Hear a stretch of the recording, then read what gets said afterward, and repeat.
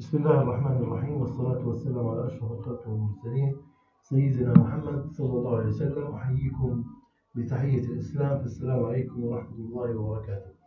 اليوم الفيديو تاعنا خاص لطلبة الصف العاشر 10th grade، واليوم حنتحدث على الوحدة الثامنة. حنستعرض الشغلات المهمة في الوحدة الثامنة، وزي ما انتم شايفين عندنا اليونت 8 بعنوان الأرث، الأرض، وهذه الصفحة موجودة في صفحة page number 62، صفحة 62. طبعا بدنا نقرأ القطعة اليوم، تمام، ونحكي عن الصور البيكتشرز اللي هي أمامكم. وإحنا تحدثنا بالأمس على قاعدة non-defining relative clauses اللي هي جملة الوصف غير معرفة، وممكن كمان نتطرق لحل التمارين الخاصة في هذه القاعدة بإذن الله. طيب، before we read the text which is about Earth's climate story، يعني قبل ما نقرأ النص اللي بيحكي عن قصة المناخ أو قصة مناخ الأرض، Earth's climate story، قصة مناخ الأرض. Before that, if you look at these three pictures، لو اطلعنا على الثلاث صور اللي أمامكم، راح نشوف في in the first picture here we have ice flows، اللي هو الطوفان الجليدي، ice flows. In the second picture here we have fossils، أحافير، fossils. And in the third picture here we have volcanic eruptions، volcanic eruptions اللي هي الثوران البركاني. And as you know, volcanic eruptions is kind of natural disaster، هي نوع من الكوارث الطبيعية. طيب، and as you know, these three pictures are related to the subject of geology and earth. هاي الثلاث صور تتعلق بموضوع الجيولوجيا والأرض، يعني علم الأرض والأرض، geology and earth.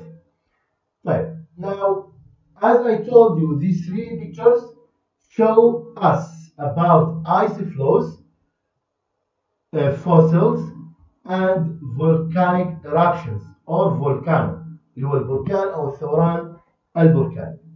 طيب، question number 2 here, he asked us read the words in the box، اقرأ الكلمات في الصندوق اللي أمامك اللي هي في اليلو box which are connected to earth، يعني أي من هاي الكلمات تتعلق بالأرض.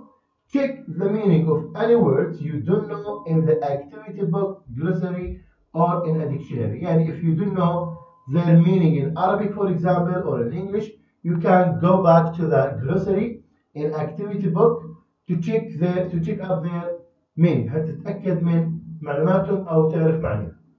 طيب، when we say dramatic يعني بمعنى الحركي، dramatic حركي. ice age عصر جليدي، ice age عصر جليدي. eruption ثوران، eruption ثوران. asteroid اللي هو الكويكب، asteroid الكويكب. rock الصخر، rock صخر أو صخري. fossil اللي هو إيش؟ اللي هو الأحافير أو الأحفوري. طيب، which of these words are related to the earth، يعني أي من هذه الكلمات تتعلق بالأرض؟ exactly، ice age، eruption، rock، fossil. ice age, eruption, rock, fossil. So these are four words are related to the earth، هي تتعلق بالأرض. while dramatic and asteroid are not، لكن الدراماتيك الحركة أو الأسترويد الكويكب هي ليست لها علاقة بالأرض، just the ice age والeruption والrock والfossil. طيب، اسمعوا أو انتبهوا معي، listen me carefully. I am going to read this text about Earth and the climate story, or Earth climate story. Earth's climate is changing. مناخ الأرض يتغير، is changing. But this is not new. ولكن هذا ليس بجديد. Over millions of years، عبر ملايين السنوات، Earth has experienced many dramatic climate changes. الأرض خاضت عدة تغيرات مناخية دراماتيكية يعني حركية.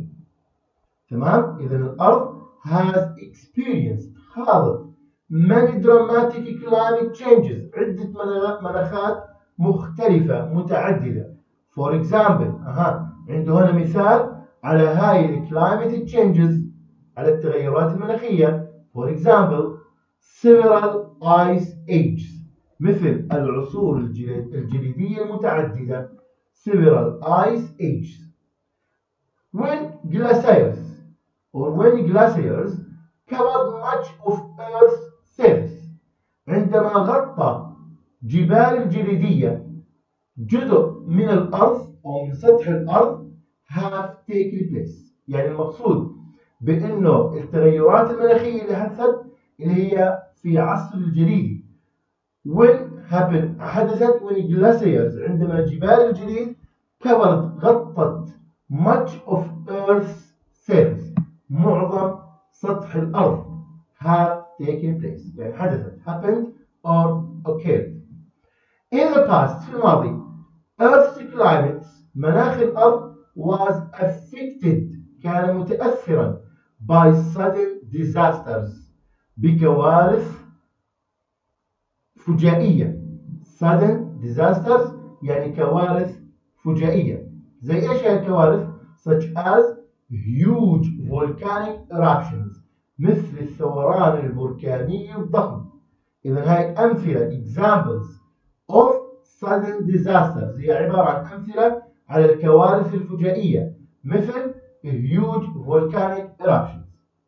and clashes يعني تصادم أو تدمير with asteroids اللي هي تصادم مع الكويكبات. and clashes with asteroids تصادم مع الكويكبات. إذا هذول يعتبروا إيش؟ يعتبروا من الديزاسترز من الكوارث. من الكوارث مثل الهيوج volcanic eruptions والclashes with asteroids. These events هذه الأحداث أي أحداث نقصد عنها اللي هي الهيوج volcanic eruptions والclashes with asteroids filled the atmosphere يعني عبت الغلاف الجوي أملأت الغلاف الجوي with smoke بالدخان and dust والغبار. In these events such as huge volcanic eruptions and clashes with asteroids هي filled the atmosphere يعني غطت أو ملأت الغلاف الجوي with smoke and dust بالدخان والغبار. which عملت تعود which في رأيكم؟ بالضبط تعود على smoke والdust. تعود على smoke والdust. smoke and dust which blocked والتي حجبت out the sun لخروج الشمس. blocked out the sun يعني حجبت إشعة الشمس. لاحظوا هنا في عندي ايش مثال ايش هاي الجملة؟ هاي شو تعتبر يعني من عند خلينا نقول يس من هون او خلينا نقول من عند هاي الجملة. تمام نقلبها باللون الأصفر. بنلاحظ smoke and dust فاصلة which blocked out of the sun فاصلة. هل تعتبر defining or non-defining؟ Exactly, it's non-defining relative clause. causing مسببة the climate to become cold and dark. إذا أصبح المناخ للأرض cold and dark. إذا هاي أسباب اللي خلت عندنا إيش؟ different climates or climates change تغير المناخي. إذا بسبب الفولكانيك eruptions الثوران البركاني which filled the atmosphere with dust and smoke and which blocked out the sun والتي غطت الشمس مما جعل من الأرض أن تكون cold and dark أن تصبح باردة ومعتمة أو مظلمة. Many plants and animals probably died on these occasions. إذا هذول نسميهم consequences أو نسميهم results of these events يعني نتائج هذه الأحداث اللي سببها clashes with asteroids والفولكانيك اورابشنز سبب انه عندي الان الطقس او المناخ cold and dark، وايضا انه الانيمالز والبلانتس most of them died، معظمهم مات بسبب هذه الاحداث الاوكيجنز. الاوكيجنز هي معناها احداث، the same meaning of events، the same meaning of events.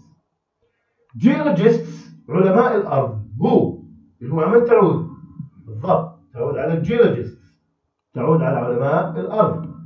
geologists who study Earth's rocks and how they formed can read the layers of rock. مين يحكي لنا الجملة هاي كلها؟ مثال على أي قاعدة؟ defining or non-defining؟ exactly، هي non-defining relatively close. بنلاحظ إنه عندي الفاصلة هون بعد geologist وبعد كلمة formed حكينا جملة الوصل المعرفة أو الغير معرفة هي تقع بين السبجكت الفاعل والفعل المساعد الكان أو أي فعل آخر، فهي تعتبر non-defining relatively close. أيضا اللي هو تعود على الجيولوجيست، على علماء الأرض. إذا علماء الأرض الذين يدرسونه study earth rock، الذين يدرسون الصخور الأرض and how they form، وكيف تشكلوا. من يقصد they هنا؟ بالضبط تعود على earth's rocks. they هي تشكل صخور الأرض. can read layers of rock، إذا هذول علماء الأرض يستطيعوا أن يقرأوا طبقات الصخر، يستطيعوا أن يقرأوا طبقات الصخر التي تشكلت، أو الذين هذول يعني أصل الجيولوجيا هم بيدرسوا إيش؟ بيدرسوا تشكيل الصخور في الأرض، أيضا يستطيعوا أن يقرأوا طبقات الصخور. These layers، هذه الطبقات provide a record of what happened in the past. هذه الطبقات provide تزود أو تعطي a record تسجيل أو رقم of what happened in the past. So geologists can know what happened in the past by reading or by studying the layers of the rocks. إذا عند قراءة الصخور أو دراسة طبقات الصخور يستطيع العلماء معرفة what happened in the past، شو كان أو ماذا حدث بالماضي، and how the climate was، وكيف كان الطقس.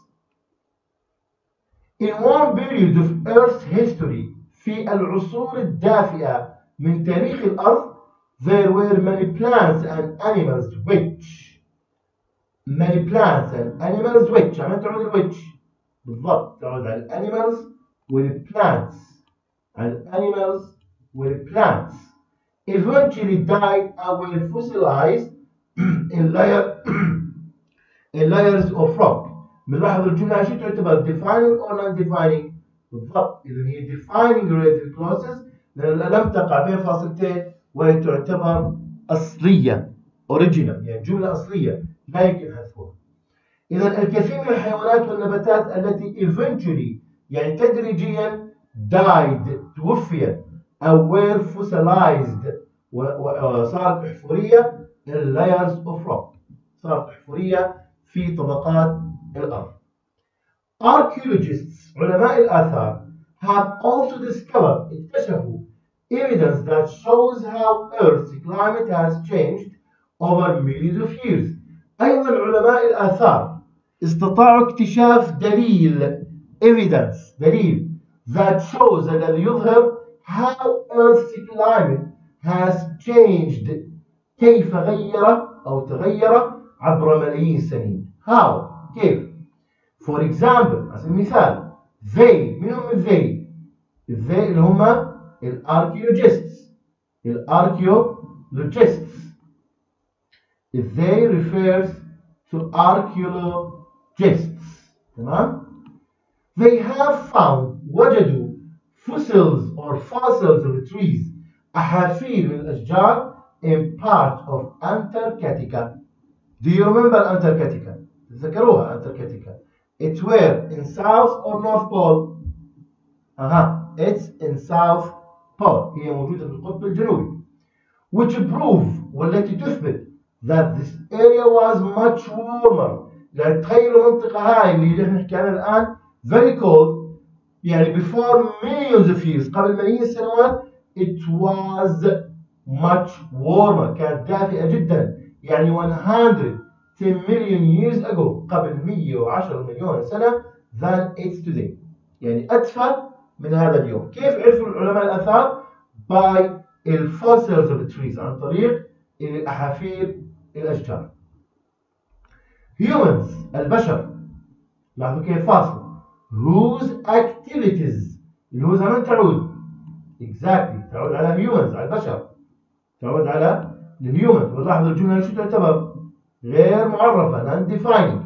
humans whose activities الذي نشاطاتهم، ما استخدم هنا whose، شو استخدم؟ ما استخدم عفوا who، استخدم whose بسبب انه جاء بعد الwhose activities جاء على هيئة اسم noun، لكن لو جاء فعل نستخدم who لأنه الهيومنز عاقل. humans whose activities الذي نشاطاتهم might be causing ربما تسبب global warming today ربما تسبب الاحتباس الحراري. need to take action تحتاج بأن تحدث. otherwise بمعنى آخر there will probably more extreme climate changes سيكون في تغيرات في المناخ جدا in the future في المستقبل. nobody knows for sure what to expect، يعني ما حد يقدر يتوقع شو ممكن يصير. however على أي حال earth الأرض which كمان تعود على earth على الأرض which has already survived some dramatic changes in its long history، بالرغم من الأرض عاشت تجارب أو تغيرات دراماتيكية في تاريخها الطويل may have to face some challenges in the future ربما أن تواجه بعض التحديات في المستقبل. هاي القطعة احنا نسميها Earth's Climate Story، قصة مناخ الأرض. that means in the past there were many different climate changes and it's expected in the future will be also several changes of the climate. أيضا متوقع في المستقبل أو في الأيام القادمة راح يكون أيضا عن التغيرات في المناخ. so أتمنى أن تكون القطعة واضحة بالنسبة لكم. طيب لو جينا بدنا نحل بس السؤال الخامس question number 5 الموجود في الستودنتس بوك page number 63 صفحة 63. طبعا السؤال الأربعة question number 4 حيكون معكم اللي هو homework واجب بما يخص القطعة. تمام؟ طيب السؤال الخامس choose the correct alternatives in the sentences based on the text on page 62. بدنا نجاوب الأسئلة باستخدام ضمائر الوصف. Sudden disaster fill the atmosphere with smoke and dust. Who, which, whose. طبعا أنا أعطاني which لأنه استخدم قبليها smoke and dust اللي تعتبر الغير عاقل. several ice ages يعني عصور الجليدية متعددة. which ولا when ولا هو. ننتبه العصور شو تعتبر من ايش؟ زمن ولا غير عاقل؟ بالضبط هي تعتبر زمن. إذا شو حيكون الجواب؟ when. حيكون عندي الجواب when لأنه بيحكي عن عصور. so several ice ages when glaciers.